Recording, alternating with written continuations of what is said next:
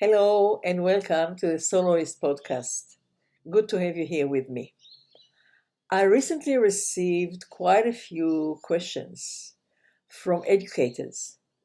Many of them, or maybe most of them, are Suzuki educators, and some are educators in all areas: music educators, general subject educators, people who feel that because they're the adults in their environment, they have a great responsibility and so on. And the questions are, how do we help children in today's world? Which is one of the main, most urgent questions that we educators and adults keep asking ourselves. For me, education has always been a thing which was very close to my heart. Since I remembered myself, I wanted to be a mother and I wanted to be a teacher. And I played with them since a very young age, with toys, with fur animals, pretending and rehearsing to this mammoth task of being a mother and an educator. And I can see, of course, how they touch each other, how they feed each other.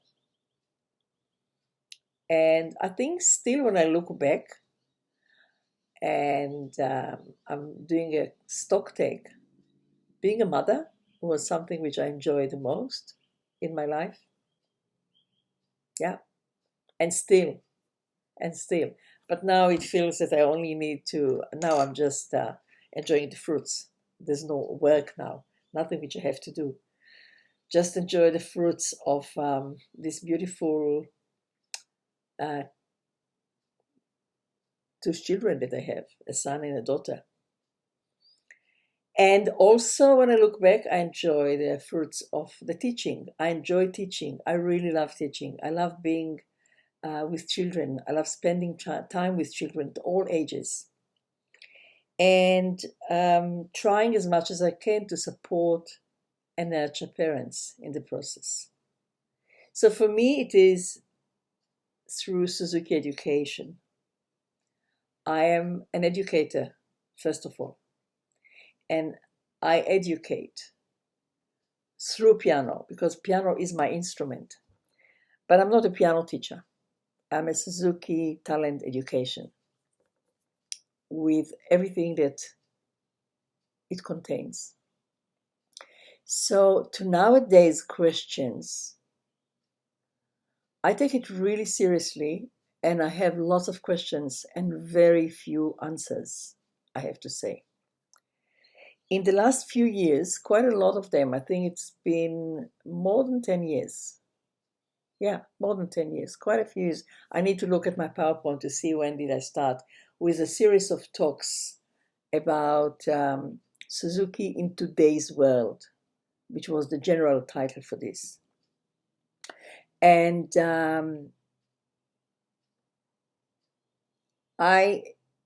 for me, it was Suzuki because I'm a Suzuki educator, but definitely it referred and applied for all sorts of education. And it also attracts people from educators and parents and grandparents and guardians of all walks of life, not just Suzuki. So the topic remains the same, but the content is changing. Sort of, not the whole content. The idea is that I would like to find a thread that will keep us going. I would like to investigate and inquire the reason why we are here as educators. What is the thing which is eternal? What is the thing which does not change? That has been there from beginning of humanity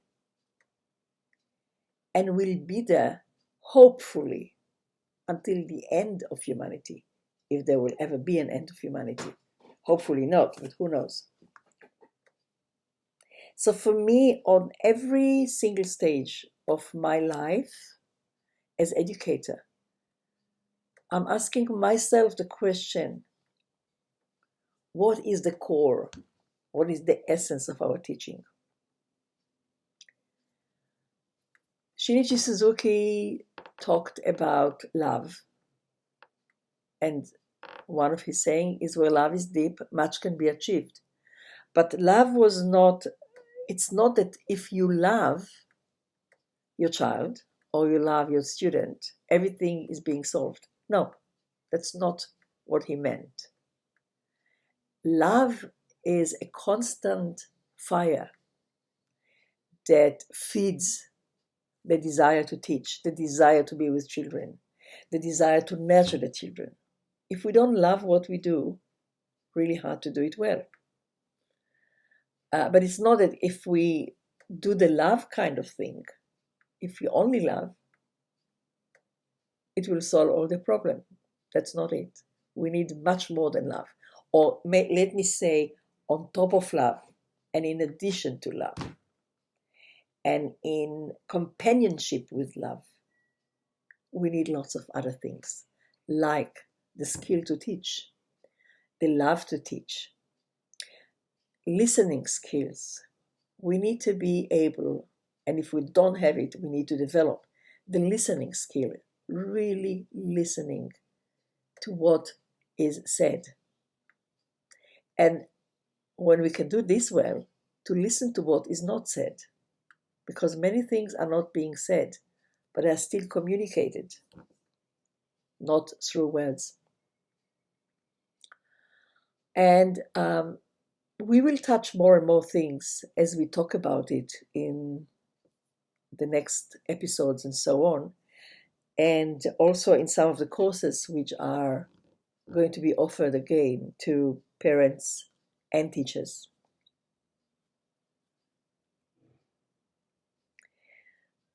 The thing is, I keep saying to parents and to my colleagues, teachers,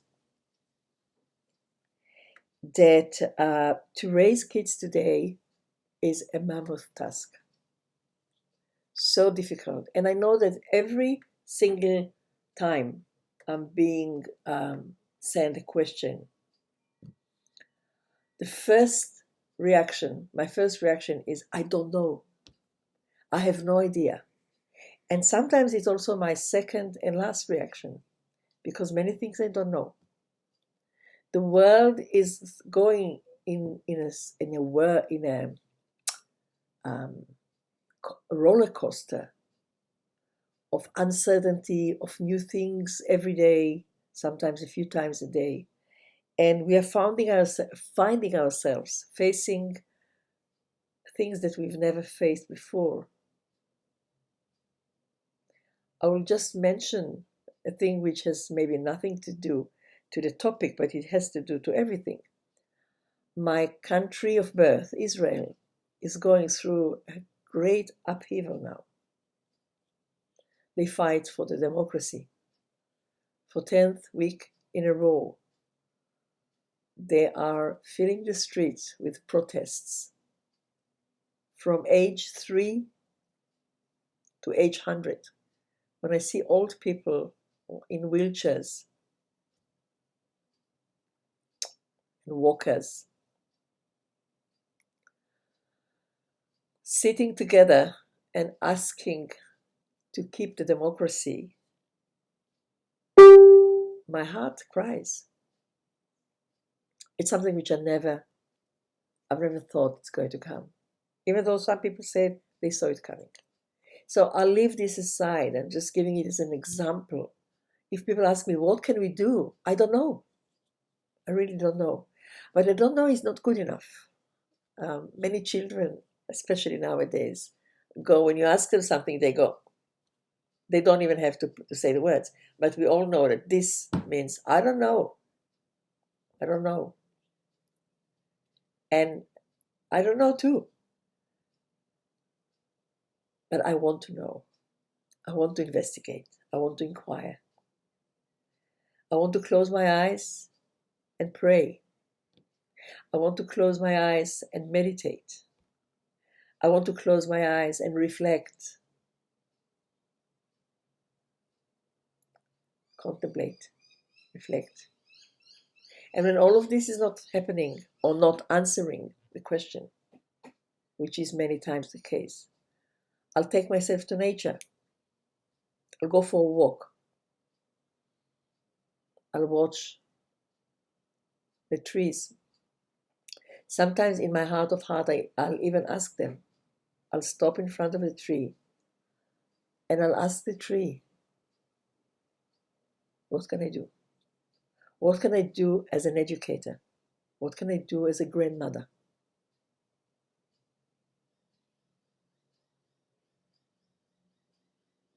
And you know what?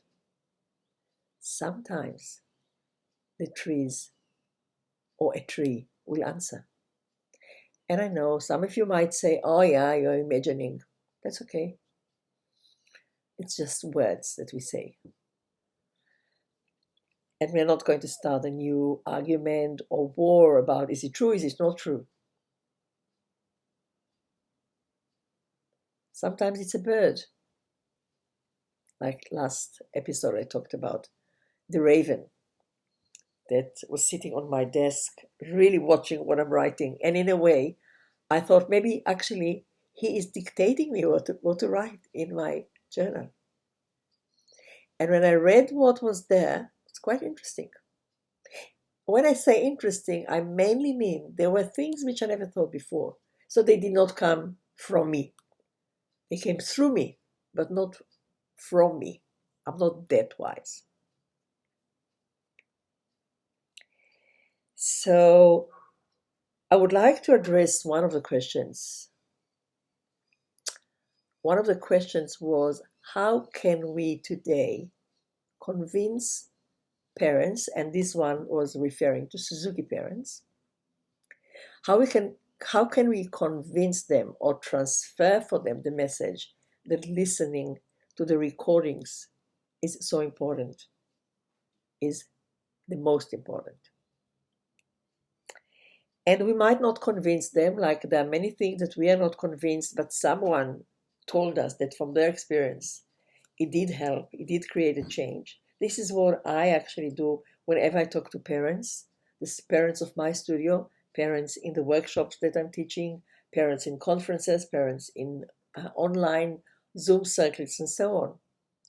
I know that what I need to do is actually ask the parents to try it, to do it even if they don't believe it's going to work. Of course, I bring them all the stories and all the evidence of my many years of teaching, how the listening created everything. I'm not going to go into this now. But what I'm saying is that every teacher is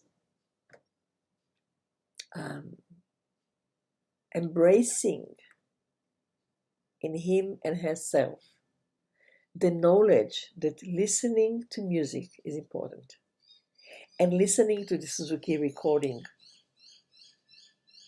on an ongoing basis every day, a few times, a few hours every day, is the thing that creates the progress, is the thing that develops the musicality.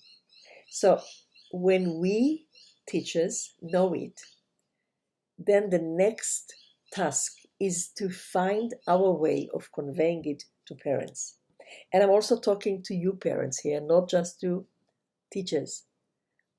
So even if you can't see how about you try it for 3 months, but really try it. Ask your teacher, what is the quantity and quality of listening to the recording that is required by you? Because it differs from child to child and from book to book.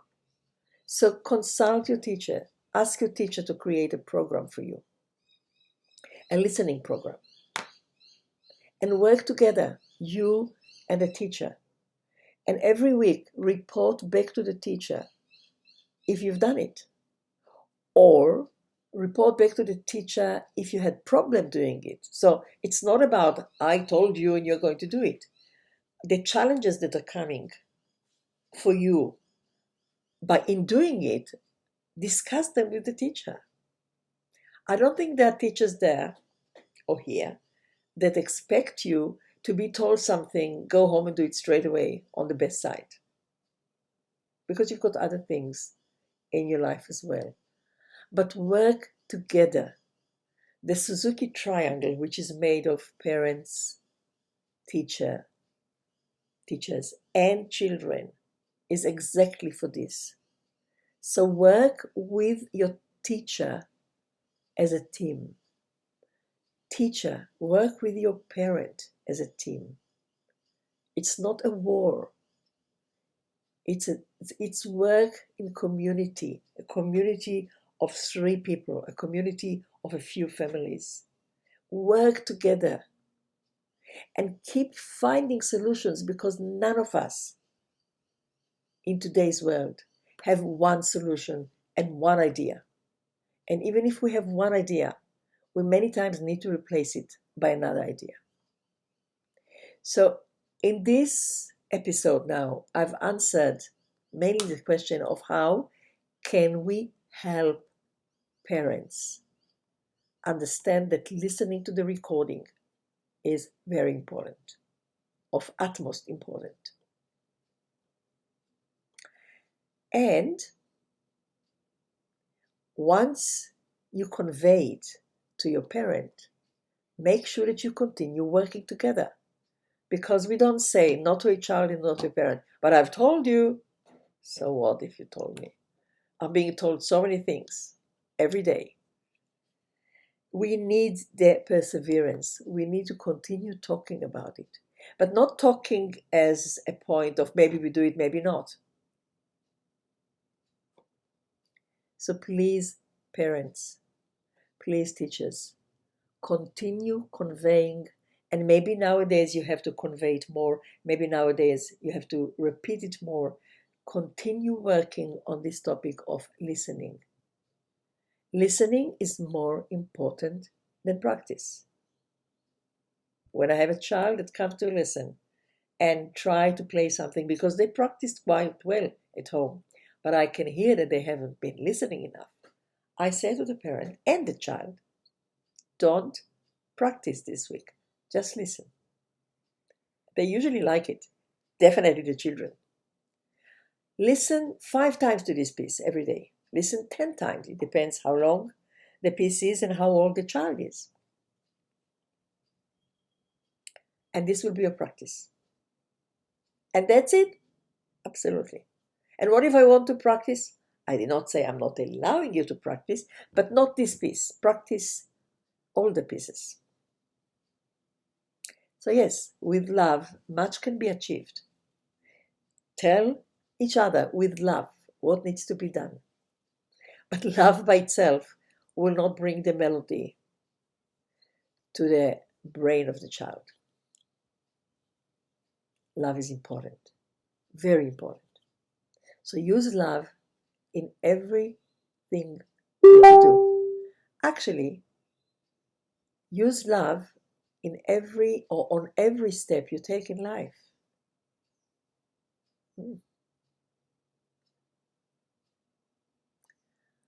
Thank you. Thank you for listening. If you enjoy this podcast, please do me a favor and share it with your friends, with your colleagues. Maybe send the link of it to your friends, to your family. Because by keeping ourselves in a seen place, we continue to survive as a podcast.